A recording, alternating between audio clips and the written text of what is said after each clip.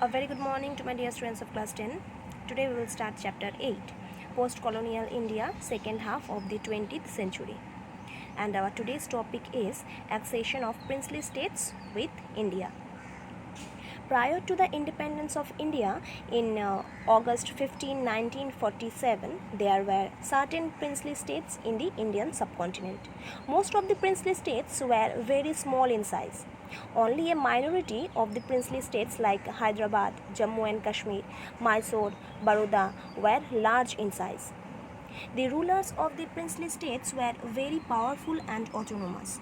They were not answerable to any law and exercised maximum power within a boundary of their own states.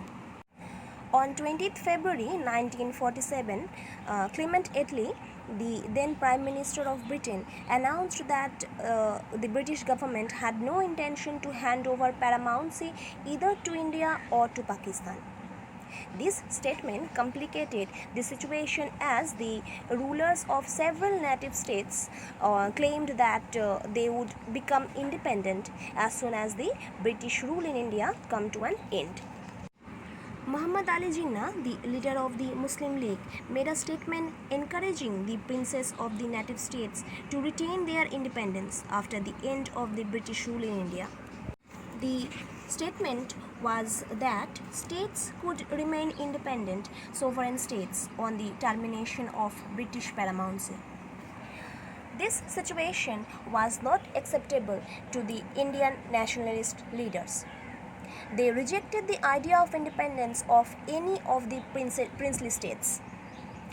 Then the Indian Independence Act was passed in July 1947.